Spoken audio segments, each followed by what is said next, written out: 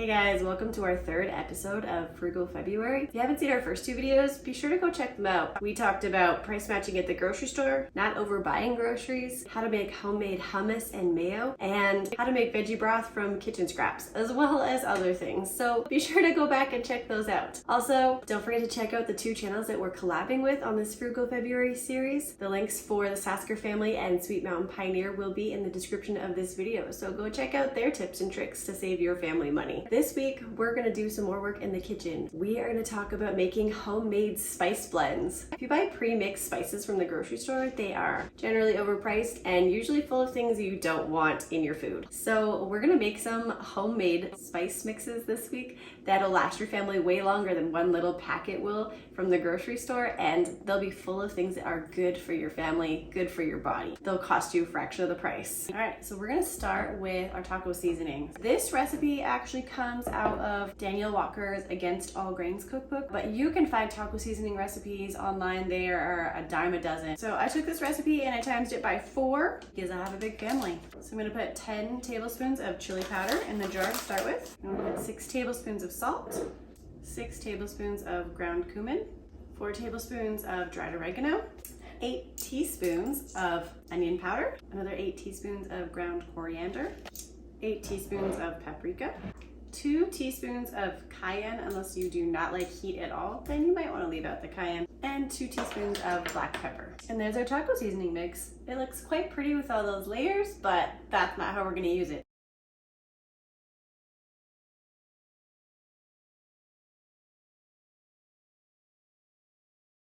And there we have it, a full jar of taco seasoning for the family. Cost us pennies to make, and it's gonna last us quite a while, and it's gonna taste really good. All right, I'm gonna mix up some curry seasoning now. When I make curries, I don't use just curry powder. We use curry powder with a variety of other spices as well. I'm gonna mix up my curry powder along with all my other spices into one jar, so that then when I make a curry, I only have to pull this out for all my seasonings. This recipe I did get online, so I will put a link in the description for this recipe. I doubled it for our purposes. If you have a smaller family, you probably won't need to. It's a fairly decent sized batch to start with. Curries are awesome. They're so healthy because all these spices are really good for your body. And so using these spices on a regular basis in your food helps nourish your body in so many good ways. I'm gonna start with 8 tablespoons of coriander, 8 tablespoons of turmeric powder, 4 tablespoons of cumin powder, 6 tablespoons plus 2 teaspoons of paprika. Now this recipe called for some sort of a chili powder, an Indian chili powder that I don't have. But reading through the comments, he mentioned that you could substitute a little bit more paprika and a little bit of cayenne to make up for it. It's probably gonna make the flavor profile a little bit off. This is not by any means authentic Indian cooking. I do not know how to cook authentic Indian food. I love authentic Indian food, and one day we will go to India and eat and hopefully learn how to cook authentic Indian food. But in the meantime, I'm just sticking with what I know and recipes I can find online. So I'm gonna put in 1/2 teaspoon of cayenne, 4 tablespoons of curry powder, 2 tablespoons of garam masala, and 2 teaspoons of black pepper.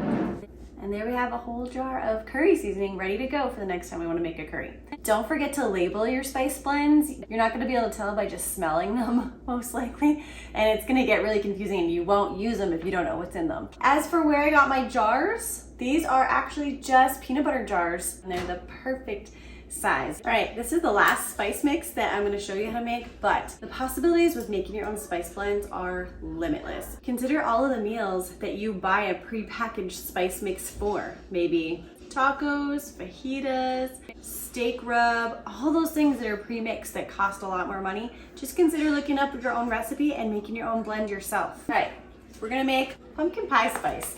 I don't make pumpkin pie very often, but pumpkin pie spice is handy for a lot of other things. I will throw this blend into my muffins instead of using cinnamon. It just adds a little bit more flavor. It's also good if you're gonna do pumpkin spice lattes. So it needs 12 tablespoons of cinnamon. I need 8 teaspoons of ground ginger, 6 teaspoons of ground nutmeg, 4 teaspoons of ground cloves, 4 teaspoons of ground allspice, and 4 pinches of black pepper. So that's my pumpkin pie spice. That is a much smaller amount than we did of the curry and the taco seasoning, but This is gonna be used in less frequency, and for sure if we use this up faster than I'm expecting to, I will scale it up for next time and make sure this jar is full. For real, you should go look up how to do all your other spices like this. You would not believe how much time and money it will save you. All right, the last thing I'm gonna show you guys today, I'm really excited about. I've been making this for years, and it's one of our favorite drinks in cold weather. But you can drink it in hot weather too, and you can make it and ice it for really hot weather. So we're gonna make homemade chai lattes. Now, if you look it up online, most of the chai latte recipes that are gonna come up are gonna call for a chai tea bag. That is not a real chai latte. That doesn't have the same flavor profile at all. It's just not as good. The other recipes are gonna all call for ground spices. And again, it's not gonna be the same, and you're gonna get a lot of grit in it. So when I make chai latte, we make it with whole spices. I had to search really hard to find one that used whole spices. This one takes these whole spices and it actually toasts them in the pot before we make the chai latte. So I'm a little bit excited about that. Typically I use a mortar and pestle to just chop all my spices up a little bit. You don't want them ground, but you want them a little smaller than this. I don't have my mortar and pestle. So I'm gonna show you what you can do if you don't have a mortar and pestle to chop these, so that you don't need to go and buy another kitchen item that you'll only use for one thing, because that would defeat the purpose of Frugal February. So we're gonna take our spices. We're gonna use 2 cinnamon sticks, 2 of those. We're gonna put them in a Ziploc bag. We're gonna take 10 whole cloves. We're gonna take 6 green cardamom pods, and we're gonna put all of them together into our baggie. We're gonna zip it shut, make sure there's no air in there. All right, now this is where things get fun. You can be as creative as you want with what you use to crush up these spices. I'm gonna use the back of my 1 cup measuring cup. You could use a meat mallet if you have one, a rolling pin if you have one. You could use your husband's hammer or the end of a screwdriver. You could use anything. So I'm gonna use this. I'm just gonna go at it. We're just gonna pound it till everything is chunky. All right, so the Ziploc bag's not in very good shape anymore, but that's okay. We're not gonna use it anymore after this. So all those are just kind of chunky. We're gonna take this and we're gonna put it into a dry pot. Next thing we're gonna do is we're gonna just put this pot on the stove over medium heat, and we're just gonna toast these spices just till they start to smell really good. So as we're warming them up, we're just gonna shake that pretty continually so they don't burn. Okay, so we're gonna toast them like this. Keep shaking them around, stirring them around if you wanna stir, whatever, for about 3 to 4 minutes. But you don't wanna let them sit in that pot on the burner for too long or they will burn. While those are toasting, I'm gonna show you what Adri, my daughter, made. This is with the curry seasoning mix that we mixed up just earlier today. So she's made a really yummy curry chicken that we're gonna have for supper with rice. So super excited. Now that those spices are toasted, we're gonna add 4 cups of water.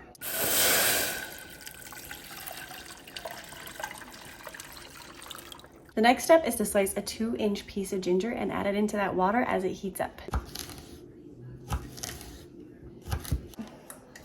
Typically, chai latte is made with black tea. Now, I cannot handle caffeine. My stomach just doesn't do it. You can use black tea.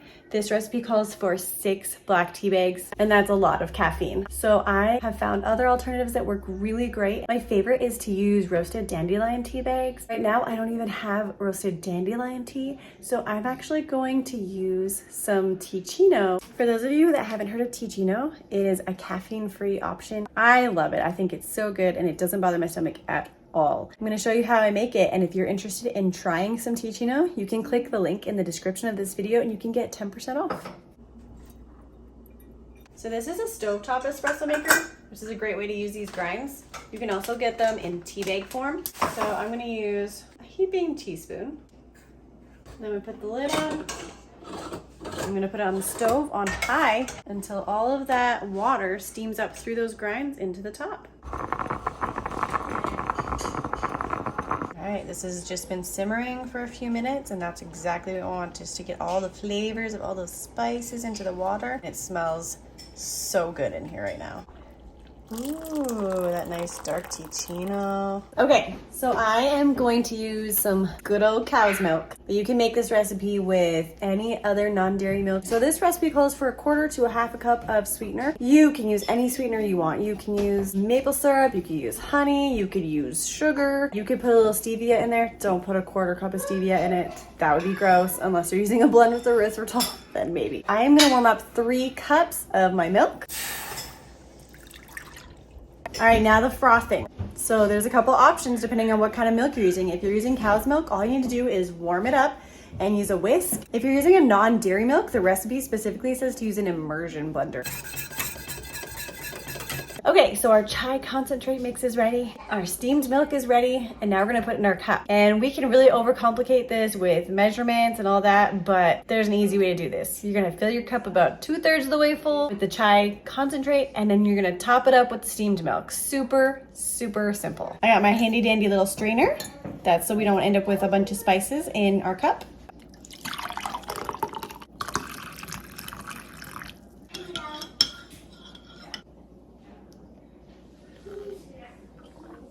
Wow, that's really good. That's worth at least $7 in a nice coffee shop just for this mug alone. But we still have milk and chai concentrate left, so we can make at least 2 more mugs this size out of it. That would be $21 worth of chai lattes at a really nice coffee shop, and instead we made them at home. Basically the cost of the milk and a few spices. That's it. Thank you for joining me for this 3rd episode of Frugal February. I hope you enjoyed some of the things that I taught you this week, and I hope you're able to make really good use of them. Also, if you have any tips or tricks that you think could be helpful that we could add into our very last episode next week, please leave a comment and I will see if I can add those in. Check out the rest of our channel where we do weekly large family vlogs. Also, don't forget to like, subscribe, and share this video if you found it helpful. Thank you.